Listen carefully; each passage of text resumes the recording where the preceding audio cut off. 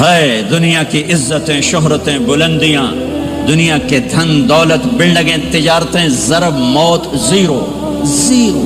یہ آنکھ بند ہوئی، اب طارق جمیل نہیں کہا جائے گا، میت کہا جائے گا، ڈیڈ باڈی کہا جائے گا. کوئی مولانا نہیں کہے گا. اولاد بھی کہے گی جنازہ اٹھاؤ، میت اٹھاؤ، چارپائی اٹھاؤ. کبھی سنا کسی نے کہا ہو اماں جی کو اٹھاؤ، بیگم صاحب کو اٹھاؤ، شہزادی کو اٹھاؤ، ملکہ کو اٹھاؤ؟ میت میت. منجی چاہو جی، منجی چاہو، جلدی کرو جی، اسی دکانہ تے جاؤنا ہے، منجی چاہو، دیر ہو گئی ہے. لوگ گھڑیاں دیکھ رہے ہوتے ہیں، جنازے کا ٹائم تو 11 بجے کا تھا، 11:10 ہو چکے ہیں. ساری زندگی کی عزتیں دولتیں جب موت سے ضرب کھاتی ہیں زیرو ہو جاتا ہے. شہرت، دولت، بلندی، پستی، گمنامی، ضرب موت زیرو، مٹی کا ڈھیر بن جاتا ہے. یہ سب دھوکے کا گھر ہے، یہ مچھر کا پر ہے، یہ مکڑی کا جالا ہے. یہ آج ہے اس کی کل کوئی نہیں ہے، کل تو بڑی دور ہے. یہ سانس ہے، اگلے سانس کا کوئی پتہ نہیں. یہ قدم ادھر سے ادھر آنے کا کوئی پتہ نہیں، یہاں سے نیچے اترنے کا کوئی پتہ نہیں. تو کیا اس پر ایمان کو بیچ لوں؟ کیا اس پر آخرت کو آگ لگا دوں؟ اجل موت کو کہتے ہیں، موت. اجل ہی نے چھوڑا نہ کسرا نہ دارا، اسی سے سکندر صفات بہارا. ہر ایک لے کے کیا کیا نہ حسرت سے دھارا، پڑا رہ گیا سب یوں ہی ٹھاٹھ سارا. جگہ جی لگانے کی دنیا نہیں ہے، یہ عبرت کی جا ہے، تماشا نہیں ہے. ماں کی دعا نے حارثہ کی تلاوت کو 7 آسمان چیر کر پوری جنت گونج رہی ہے. کیا ہوا؟ حارثہ تلاوت کر رہا ہے. ساؤنڈ سسٹم کہاں سے لایا ہے؟ ماں کے پاؤں ہوتا ہے، یہ ساؤنڈ سسٹم ہے. ماں حارثہ ماں کی کیسے خدمت گزار تھے؟ بیوی کو نہیں کہتے تھے میری اماں دی روٹی پکا، میری اماں دے کپڑے دھو. بیوی کو کہتے تھے یہ میری ذاتی پراپرٹی ہے، اس میں تیرا کوئی حق نہیں ہے. جس کے ذمے نہیں اس کو آگے کر رہے ہیں.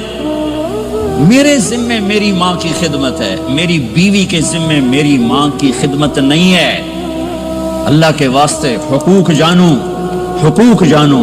ہم اپنا معاشرہ ساتھ لے کر آئے ہیں اور شریعت کے نہ جاننے کی وجہ سے گھروں میں آگ لگ چکی ہے، آگ لگ چکی ہے، آگ لگ چکی ہے. بیگم یہ ماں میری ذاتی پراپرٹی ہے، تم نے قریب نہیں آنا. کپڑے خود دھوتے تھے، تیل لگاتے تھے، کنگھی کرتے تھے، جوئیں نکالتے تھے، سالن بناتے تھے، روٹی پکاتے تھے، پھر سامنے رکھ کے بیٹھ نہیں جاتے تھے. نوالے توڑ توڑ کے اماں کو کھلاتے تھے، نوالے توڑ توڑ کے کھلاتے تھے. صلہ کیا ملا؟ جنت میں آواز جا رہی ہے. کس نے پہنچایا؟ ایک اور واقعہ سنا دوں. بیٹے بھی بیٹھے ہیں، مائیں بھی بیٹھی. موسیٰ علیہ السلام نے کہا یا اللہ میرا جنت کا ساتھی کون ہے؟ اللہ تعالیٰ نے کہا فلاں قصائی، یہ گوشت بیچنے والے. گوشت بیچنے کا پیشہ ہمارے ملک میں کوئی اچھا نہیں ہے، تھے میں چنگا ہوئے تو پتہ کوئی نہیں، تو وہ ماٹھے لوگ کرتے ہیں. تو ادھر تو بڑا فیشن کے ساتھ ہے. تو موسیٰ علیہ السلام حیران ہوئے، بھئی قصائی میرا جنت کا ساتھی کیسے بن گیا؟ وہ گئے کا کون ہے؟ کا فلاں. وہ گئے تو ایک قصائی، قصائیوں کی دکانیں، گوشت بیٹھا چوکڑی مار کے گوشت بیچ رہا ہے. جب وہ فارغ ہوا ایک گوشت کا ٹکڑا اس نے تھیلے میں ڈالا اور گھر. موسیٰ علیہ السلام بھی پیچھے. کہنے کہ میں آ جاؤں؟ انہوں نے کہا آ جاؤ. انہیں جا کے گوشت کی بوٹیاں بنا کر ہانڈی پہ چڑھایا، آٹا گوندنے بیٹھا، پھر اس کو نرم ہونے دیا، سالن تیار کیا، روٹی بنائی، تھالی میں پلیٹ میں سجا کر ایک بڑھیا ایسے لیٹی ہوئی ہو، اس کو کہتا ماں جی ماں جی. اس کو اٹھایا، نوالے بنا کے کھلاتا رہا کھلاتا رہا کھلاتا رہا. اس کا کہ ہوں میری بات، تو اس نے منہ صاف کیا، اس کو لٹایا. وہ کچھ بولی، کچھ بڑبڑائی. موسیٰ علیہ السلام دور کھڑے تھے. کہنے لگے بھائی کون ہے یہ؟ کہ میری ماں ہے. یہ کیا کہہ رہی تھی؟ وہ کہنے لگا جی ماں جو ہوئی کی دساں، جداں دی خدمت کراں شروع ہو جاندی تینوں اللہ جنت وچ موسیٰ دا ساتھی بناوے. کتھے موسیٰ تے کتھے قصائی. ارے پنجابی سمجھ میں آتی ہے؟ ترجمہ کروں؟ ترجمہ کروں؟ موسیٰ علیہ السلام سے کہنے لگا یہ میری ماں ہے، جب بھی اس کی خدمت کرتا ہوں تو یہ شروع ہو جاتی ہے اللہ تجھے جنت میں موسیٰ ساتھی بنائے۔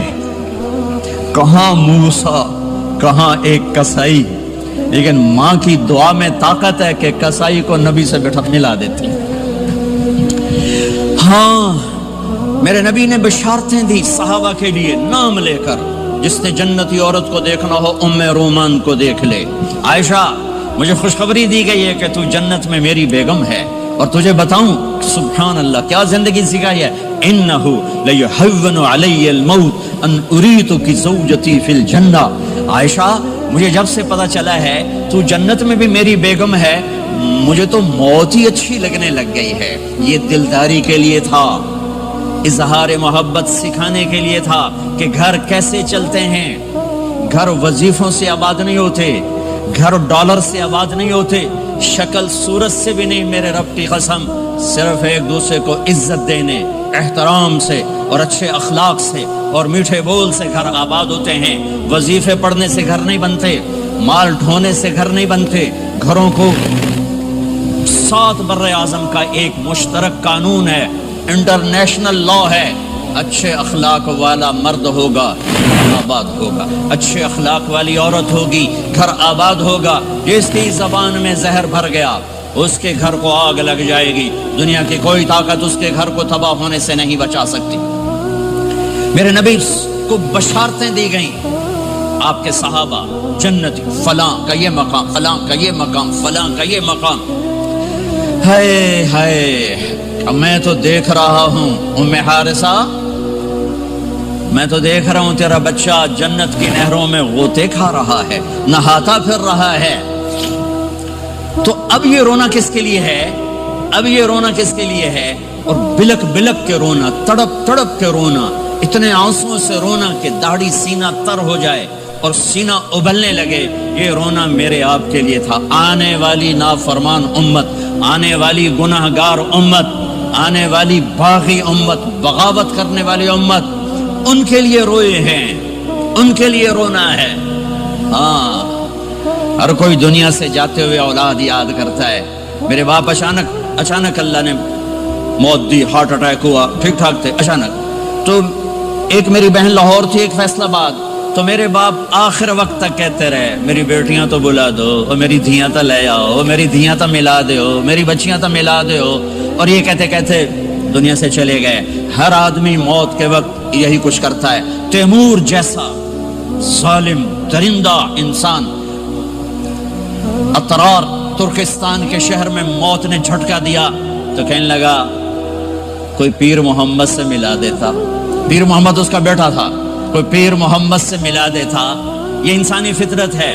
میرے نبی دنیا سے جا رہے ہیں، دنیا سے جانے کا وقت آیا، 12 ربیع الاول ہے، پیر کا دن ہے، 7 جون ہے، 11 ہجری 633 عیسوی۔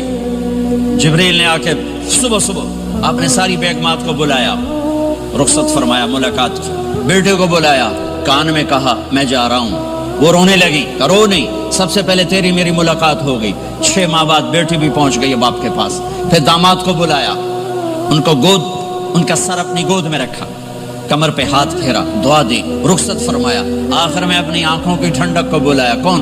حسن اور حسین کا، میری آنکھوں کی ٹھنڈک حسن اور حسین، میرے جنت کے پھول حسن اور حسین۔ یوں لیا، حسن کو یہاں سے لیتے تھے، حسین کو یہاں، حسن کو ادھر اٹھاتے تھے، حسین کو ادھر اٹھاتے تھے۔ حسن سر سے لے کر کمر تک پورے اپنے نانا کے مشابہ تھے، کمر سے پاؤں تک اپنے باپ کے مشابہ تھے۔ حسین اس کا الٹ تھے، سر سے لے کر کمر تک اپنے باپ کے مشابہ تھے، کمر سے لے کر پاؤں تک اپنے نانا کے مشابہ تھے۔ اس مشابہت کی وجہ سے آپ کہا کرتے تھے حسن میرا بیٹا ہے، حسین علی کا بیٹا ہے۔ آخر میں ان کو بلا کر یوں لیا، اور ساتھ ہی آنسو ٹپ ٹپ ٹپ ٹپ ٹپ ٹپ۔ بیویوں کو جدا کیا، آنسو نہیں، بیٹی کو جدا کیا، آنسو نہیں، داماد کو جدا کیا، آنسو نہیں، جب بچوں کو جدا کرنے لگے تو یوں آنسو۔ ایک کو زہر میں تڑپتے دیکھا، ایک کا کٹا سر نیزے پہ چڑھتے دیکھا تو آنسو رک نہیں سکے، دعا نہیں کی، ہاتھ نہیں اٹھائے، اللہ کی تقدیر کے سپرد کر دیا۔ اولاد کو ذبح ہونے کے لیے تیار کر دیا کہ کل میری امت اولاد کے پیچھے جھوٹ نہ بولے، رشوت نہ لے، حرام کاروبار نہ چلائے، دھوکہ نہ دے، فراڈ نہ کرے، بچوں کو کہاں سے کھلائیں، بچوں کو کہاں سے پلائیں، کہ یہ میرا حسین کا سر کٹ کے سندے پر چڑھا ہوا ہے۔ کچھ نہیں بولے، رخصت فرما دی۔ جب سب چلے گئے تو جبریل آ گئے۔ آپ نے فرمایا کیا ہوا؟ خاموش کھڑے تھے۔ کہ موت کا فرشتہ دروازے پر ہے،